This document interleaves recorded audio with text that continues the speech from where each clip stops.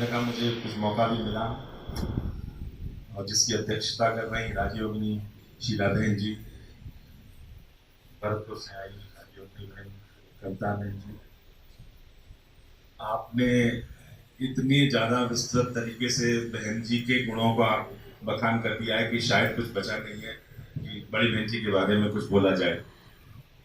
मैं उससे भी अनुरोध करूंगी कि वो भी अपने चंद शब्द बड़ी बहन जी के प्रति रखें। बहुत बहुत धन्यवाद। शांति।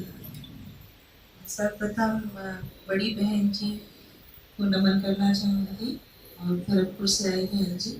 वैसे तो मुझे लगता है कि विमला बहन जी एक ऐसी थी जिन्होंने यहाँ सभी के जो बैठे हुए हैं सबके ही जीवन को छुआ है और मेरा एक बहुत बड़ा उनका एक योगदान मेरे जीवन में ये रहा कि उन्होंने हमें मेडिटेशन करना सिखाया।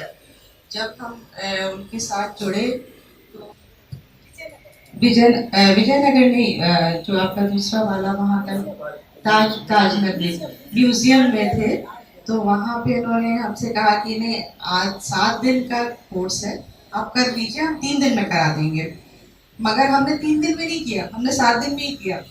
तो वो ये था कि आप टाइम दे दीजिए। तो मैं और डॉक्टर साहब हम बोलते थे कि टाइम आप अपने हिसाब से डिसाइड कर लीजिए।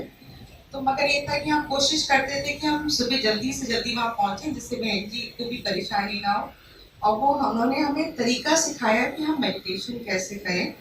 तो इसके लिए मैं उनका बहुत बहुत धन्यवाद देना भी चाहूँगी, क्योंकि वो आज हमारे बीच नहीं, और ऐसा नहीं लगता कि 5 वर्ष व्यतीत हो गए हैं उनको शरीर छोड़े हुए, क्योंकि वो हमेशा ही हमारे साथ हैं। उन्होंने कैसे हमें मतलब वो जो एक्सपीरियंस था, मतलब आप, मुझे लगता है आप सब लोग मेडिटेशन करते होंगे, मगर मेरे लिए बहुत अलग एक्सपीरियंस था। और उसने हमारी सोचने समझने की, एक जीवन जीने की जो सोच थी उसको बदल दिया। और जैसे ये होता है कि आम जनता में भी होता है पैसे का, ये का, वो सारा मोह माया से परे हो जाता है आदमी अगर वो मेडिटेशन करता है और शिव बाबा से जुड़ता है। उन्होंने हमें उससे जोड़ा, इसके लिए हम उसका पूरा पूरा श्रेय बहन जी को देते हैं। उसके अलावा भी बहन जी, मंजरी बहन का ही फोन आता था, विमला बहन जी याद कर रही हैं आपको। तो उसमें ये नहीं कहती थी कि विमला बहन जी को ये परेशानी, बस याद कर रही हैं। तो हम लोग कोशिश करते थे किसी तरह से, कभी भी उसी दिन जाने की, नहीं भी जा पाते थे, अगले दिन बेचारी दोबारा फोन नहीं करती थी, हम लोग फिर जाते थे, मिलते थे, मगर उनको अपने कमरे में मैं बिठाती थी और जो भी प्रसाद मुरली जरूर सुनाती थी। और वो फिर ये पूछती भी थी तुम्हें मुरली मिली। वो ये इस बात का भी ध्यान रखती थी कि हॉस्पिटल में भी हमें मुरली मिले।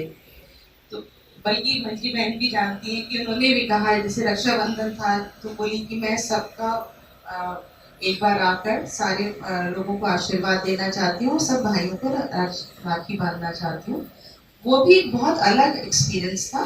और मुझे लगता है कि ये एक छोटी सी क्रिया होती है, मगर उससे जनमानस को एक अच्छा संदेश जाता है और हम सब जुड़ते हैं उससे। तो ये एक बहुत अच्छा एफर्ट था उनका, जो कि मैं चाहती हूँ कि मैं बड़ी बहन जी से भी निवेदन करूंगी कि अगर ये चलता रहेगा तो बहुत अच्छा रहेगा। तो इसके लिए मैं आप सबका धन्यवाद देना चाहती हूँ। बहुत बहुत धन्यवाद। ओम शांति। ये एक प्यार भरा उल्हाना भी है, क्योंकि कोरोना के कारण और वैसे भी हम 1-2 साल से आपके पास नहीं पहुंच पाए हैं। और ये बात सही है कि मुरली वगैरह भी हम फिर से मना आपके पास, क्योंकि बहन जी हमेशा टोली के बीच में भेजती रहती थी फिर से हम ये कार्य जरूर शुरू करेंगे। बहुत बहुत धन्यवाद।